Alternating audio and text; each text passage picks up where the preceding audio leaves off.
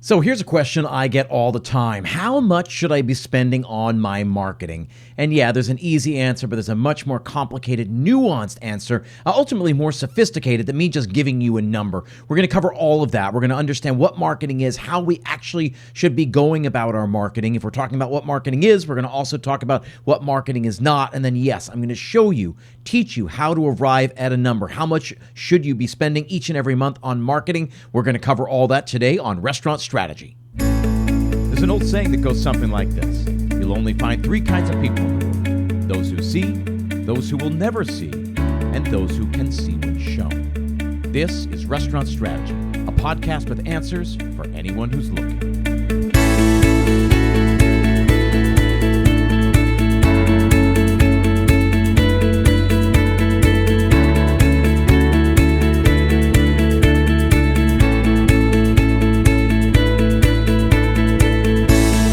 Thanks for tuning in. My name is Chip Close, and this is Restaurant Strategy, a podcast dedicated solely to helping you build a more profitable restaurant. We cover marketing, we cover operations, we cover just about everything in between. Each week, I leverage my 20-plus years in the industry to help you build that more profitable and more sustainable business. I also work directly with operators all over the world through my P3 Mastermind program. What are the three Ps? They stand for profit, process, and progress. So if you've got a busy restaurant but struggle to generate consistent, predictable 20% profits every single month, then please set up a free 30-minute strategy session. We'll get to learn more about you and your restaurant. You'll get to ask some questions about the program to see if you're a good fit for the program. Visit restaurantstrategypodcast.com/schedule. As always, you'll find that link in the show notes. Now, are you frustrated with managing your catering and private events with pen and paper or using outdated programs? Introducing TRIPLESEAT, the catering, sales, and event management software built for hospitality professionals by hospitality professionals. With TRIPLESEAT, you will increase revenue and efficiency, all while streamlining your operations. Let TRIPLESEAT be your catering and event management assistant. Generate leads, create tailored BEOs, facilitate online discussions, obtain electronic signatures, process payments, and everything in between. TRIPLESEAT has got you covered. Elevate and simplify your event management to the next level with TRIPLESEAT so you can focus on what truly matters, providing unforgettable experiences for your clients. For more information, visit tripleseat.com/restaurant strategy. That's tripleseat.com/restaurant strategy. And yes, that link is also in the show notes. So first things first, right? Before we talk about how much you should spend on marketing, we got to talk about what marketing actually is. In order to talk about what it is, I first want to talk about what it is not. First of all, marketing is not all the stuff you do, right? Social media is not marketing. SEO is not marketing. Email strategy is not marketing. Those are all tools available to the marketer, and they're powerful tools if used correctly. But social media is not marketing. Oftentimes what happens is that I'll ask a new client or a prospective client, say, tell me about your marketing. And they start telling me about how many times they post to Instagram every single week. And I stop them. I say, whoa. That's social media. Because we have to get really clear on what those posts are actually accomplishing. Really, when we talk about marketing, we have to make sure we understand what it is. Marketing is one of the most powerful, most profound aspects of business, and yet it's also one of the most misunderstood. So, what is marketing actually? For me, it comes down to three sentences, right? Three questions, actually. What's the product? Who is that product for? And how can we reach them, right? What's the product? Who is it for? And how do we reach them? That's what we do. We figure out, right? We can either market in one of two directions. If you've been listening for a while, you've heard me say this, but we can market one of two ways. Either we create a product and then go try to find customers for that product, or we look around for customers who need something and then we create a product for them. We create a product that solves the problem that they have. So two main ways to market. By far, the more successful, more effective way of doing it is that latter way, that second way. Instead of coming up with a product and then going to try and find a customer for it, right, which is what most restaurants do. They create the restaurant that they always wanted to have. They open the doors and they wait for people to come in. And then not enough people come in, so they got to go and find them. That's not how marketing works. Really, the real work that a marketer does is long before the product has even been created. A real marketer helps develop the product that should be created, because you look around in a market, you find someone or group of people or a type of person who has a problem, and then you craft a solution to that problem. And then all you got to do is walk up to them, tap them on the back, right? And say, hey, that problem you've got, yep, I've got the perfect solution for you. So there's two main ways to market, right? You create a product, go find a customer, or you figure out a customer or a kind of customer who has a problem, and then you go craft a solution to that problem. If there's anything you take away from this episode, it's that right there. The better way of doing it is the second way.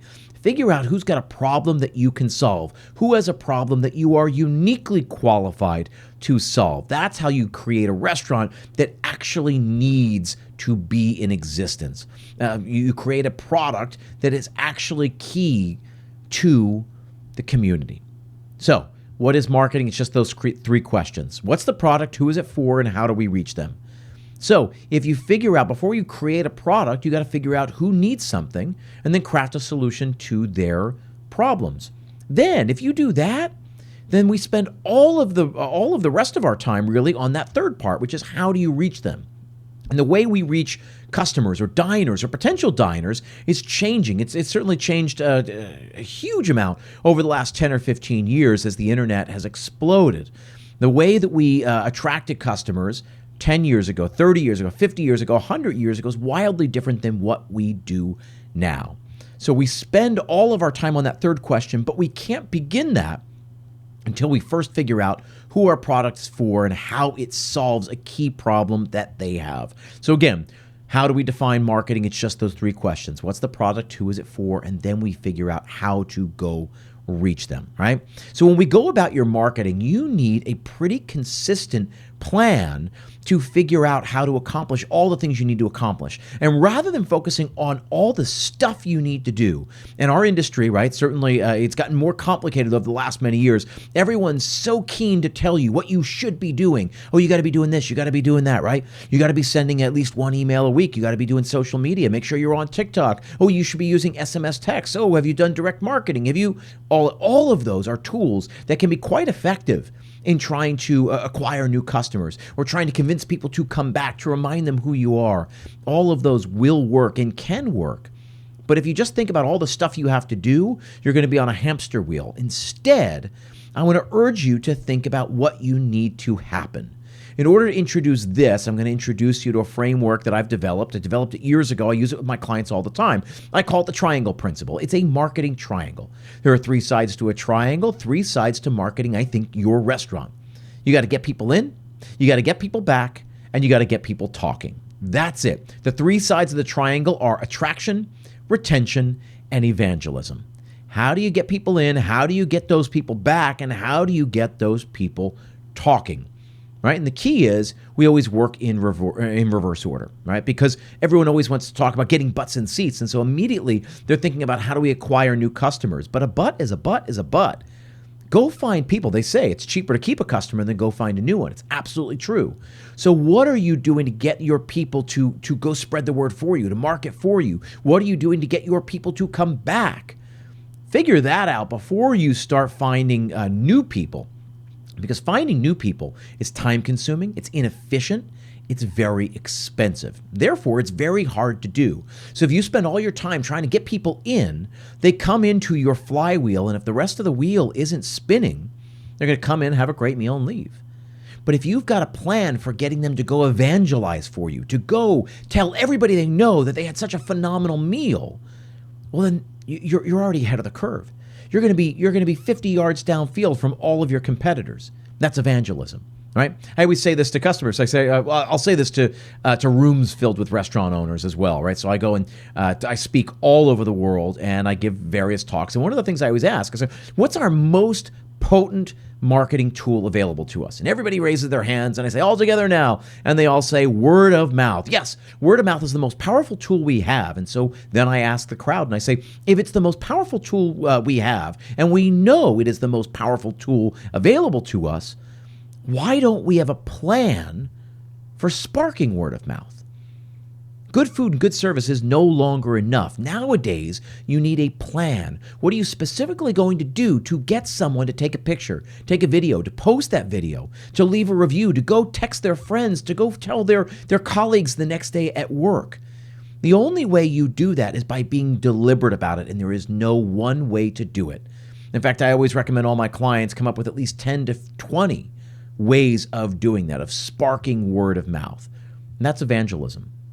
You also need a plan for retention. What are you specifically doing to get the diners in your restaurant tonight to come back tomorrow or next week or next month? You need a plan for that. And again, 30 years ago, you could say good food, good service, of course they'll come back. But now we've got too many restaurants. We've got too many good restaurants. It's becoming harder and harder to do that. So yeah, you need a plan. Just like you need a plan for word of mouth, you need a plan for getting people back. You need a retention tool, or you need retention tools. And then finally, once you've got a plan for that, then we can focus on customer acquisition. Because the bottom line is, every new person you get in, you're going to spend a considerable amount of money to get them into your funnel, into your flywheel. But then if you know there's already a plan in place to get them back, there's already a plan in place to get them talking, well, then they become more valuable. Because if you spend $20, $30, $50 to acquire a new customer, if I'm going to spend $20 to acquire a customer and they spend $45 at my restaurant, is that really worthwhile? I don't know, maybe. But if we know that our various tools will also get them to come back at least three more times over the rest of the year, well, then we can start thinking not just in terms of this visit, we can think in terms of lifetime value of a customer. That we know it costs $20 to acquire a new customer, but on average, every new customer comes back at least 3 times a year. Well, that's 4 visits in a year. Then we can start adding that up. It becomes quite valuable then, not to mention all the word of mouth. And once we've got word of mouth tools in place, then that becomes even more valuable because they will tell people, those people will come in, they will enter our flywheel, we will get them back, we will get them spreading the word, and it extrapolates, right? That becomes really difficult to measure. How do we measure sort of the spreading of that word of mouth? That's almost impossible to do. Maybe somebody will figure it out one day, but right now it's virtually impossible. But we know it works. So attraction, retention, evangelism, you work them in reverse order. You figure out a way to get people talking. You figure out a way to get the people you already have to come back. And then finally, you can find ways to get new people in.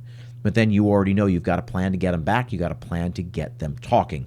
The key to the triangle principle, this marketing triangle, is thinking in terms of the result, right? So I want to get people in. I want to get people back. I want to get people talking.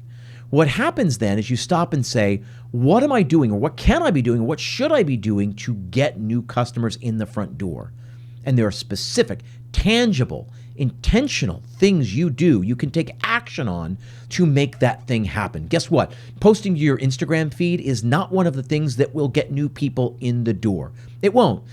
On average, Instagram or Meta, the parent company, will show your post to roughly 2 to 3% of your current followers. Meanwhile, right, so if you got 1,000 followers, only about 25 people are seeing that. That's people who already know about you. You're certainly not using that as an acquisition tool. You're not finding new people. New people are not discovering you in that way. So you need a plan for discoverability. How do people learn about you? That could be a concierge program. That could be direct mailers. It could be Facebook and Instagram ads. It could be Google ads. It could be many number of things. But the first thing you have to do is make sure you're using the right tool for the right job, right? What are we doing, or what can we be doing? What should we be doing to try to acquire new customers? There are specific things that you would do. Same thing with retention, same thing with evangelism. What are we specifically doing to get the people in the restaurant right now to come back tomorrow or next week or next month? Specifically, what are we doing to get the people in the restaurant tonight to talk about us, to take a video, to take a photo, to post us, to post about us, to leave us a review, to text their friends, their family, to talk about us the next morning? There are specific things we can do to make those things happen. The better way to approach marketing is to work in reverse order. That's the groundwork for the real conversation we're having today, which the question I posed was, how much should I spend on my marketing? Before we talk about how much we should spend, we need to talk about what marketing is. We have just done that. We're going to get into the meat of it, really answering the question after a word from another one of our sponsors. Now, Running a restaurant is already a tough job, right? You're busy keeping customers fed, employees paid, while working with razor-thin profit margins. The last thing you should be worried about is if you're doing sales tax right. That's why you should consider automating sales tax for your restaurant point of sale system. Collecting and filing sales tax on your own can be stressful. It can be time consuming. It can leave your business vulnerable to accidentally missing tax payments or not having enough money in the bank to cover your tax obligations. DAVO by Avalara simplifies sales tax for your restaurant and brings peace of mind through automation to help you pay the full amount you owe on time. Just integrate the DAVO app with your existing POS like Clover, Toast, or Spot On, and set up your business and banking information. DAVO will take sales data from your POS system and determine how much sales tax you collected each day. Then it sends a request to your bank to have your sales tax put into a secure holding account. This keeps your sales tax separate from your revenue and helps reduce potential confusion about available funds. You'll get a daily email from DAVO letting you know exactly how much sales tax is transferred, and when your sales tax is due, DAVO automatically remits your sales tax to the appropriate authority on your behalf in full and on time. Is your restaurant in a state that does on-time filing discounts? If it is, then DAVO will automatically send this refund back to your bank. Don't let sales tax spoil your business. Stay on top of sales tax with automation from DAVO by Avalara, so you can spend less time in the back office and more time in the front of house. Learn more at DavoSalesTax.com/restaurant strategy and try DAVO free for the first month. As always, you'll find that link in the show notes. So now, back to the question at hand, how much should you spend on your marketing? I'll tell you, the number that I often hear, the number you might have heard before, is 4%. I think you should be spending 4% of sales. You'll hear people say that. And I think that's a good rough number, but I don't. Let's be clear. So if you're making $100,000 in revenue a month, you should be spending about $4,000 in marketing. That's what the experts would tell you. That's sort of the common advice you'll hear. I see very few people actually spending that much. So let's get into what I think you should be spending or how I think you should be thinking about this, right? Because before we go any further, we have to talk about what goes into that number, right? And I'll say it depends. Because when we're talking about, let's say, Uber Eats or DoorDash, right, those hefty commission fees, if you're thinking of those third-party delivery sites as customer acquisition tools, then the commissions you pay really can be considered marketing dollars. At least that's how I like to think about them. In which case, you need a plan, though, right? If that's your plan for acquiring the new customers, then you need a plan to convert them over to first-party delivery or to dine in your restaurant, and you need a plan to get them over into your funnel. They found you through DoorDash, great, but now you want to find a way to get them coming back to you directly to the mothership. And so if you think of all those commission fees as a customer acquisition fee, right, a cost of acquiring a new customer, then that can be considered part of your marketing budget. So for everyone who's sitting there and saying, hey, I do about $100K a month in revenue and I never spend $4,000 a month on my marketing, I'm guessing you probably do. The question is whether you have a plan in place. For example, if you consider those as customer acquisition fees, right? Dollars that you spend to market, to try to acquire new customers. What are you doing on the backside? Are you doing anything to get them next time to order from you directly? Are you doing anything to try to entice them to come in and try the real thing in the actual restaurant? My guess is for many of you, the answer is no. Some of you, sure, right? And you've heard this enough over the last couple of years that you should be considering it like that. You put the stuffers in the bag or whatever, stamps on the bag, stickers on the bag, whatever it is. But you need a plan for taking people from DoorDash over to your sites so that you don't pay out the hefty fees next time they order from you, right? So that's one of the first things, right? What all goes into it? If there's somebody specifically dedicated to marketing, yep, that fee should go in there. If there are dollars you're spending on any sort of like collateral, postcards, check inserts, table tents, bags, merchandise, things like that, that should all probably go in there as well. Those are part of your marketing dollars. Here's the most important thing, though. More than that 4% number, because in honesty, I don't care what you spend on marketing. I spend more on marketing for my own business than 4%. For me, it all comes down to ROI, the return on investment. Meaning, What are you spending money on? And what is the direct sales that you can attribute to that marketing effort? And so here's the thing I'm going to say. If you don't have a plan for that, if you're not measuring, if you're not tracking your efforts, and you can't tell me that this is how much revenue is generated from this, then that's the first problem. More so than spending a certain amount, because spending means you spend it on it and it goes out the door. We should be talking about marketing as an investment. The only reason I spend the amount of money that I spend on marketing, my business, me personally, my coaching business, the only reason I'm willing to spend it is because I can see a direct return. I spend X number of thousands of dollars on Facebook, Instagram marketing because I know it helps me acquire new customers, and I can see that black and white. That's where I want you to live. I want you to be thinking in terms of that. I would be willing to spend $1,000 if I could get X amount in return. Now, what's that X amount? I think you should be seeing at least a 2 to 3 time return in order to continue doing it. And really, I think what we're looking for is like a 4 to 5x return, meaning I spent $1,000 to make $3,000 back. Yeah, if I, you said to me, hey, give me $1,000 and I'll turn it into $3,000 at the end of the week. Sure, I'll do it. I'll give you $1,000 if you promise to give me $3,000 at the end of the week. That's ultimately where we want to be with our marketing. So 2 to 3x minimum. Really, I like my clients to be at 4 to 5x on their investment, meaning I'm going to invest $4,000 and I know I'm going to see at least $15,000 to $20,000 back in a return. I think that's really healthy. It's a no-brainer to me if you can get to that point. So more so than your exact number, than that hitting that 4% number, whatever dollar amount you have to play with, I want you to make sure it is trackable, that you can see how many attributable sales. The easy way to do this is like with a direct mailer. So you send a direct mailer that's got a QR code, a link to order, plus a promo code. Use this promo code to get 20% off your next order. Great. You can see all the sales that are generated from that promo code. So you get 20% off. Okay, so it's the cost of the mailer, cost of the postage, the cost of that discount, right? The promo amount or the discount amount. But then you can see what you netted in sales. That's how you say, hey, I spent $1,000 on mailers this month, but it generated $9,000 in sales. You should be able to see that. You should be able to see that very, very easily. So when you're looking at at what you spend, it's less important to me the number.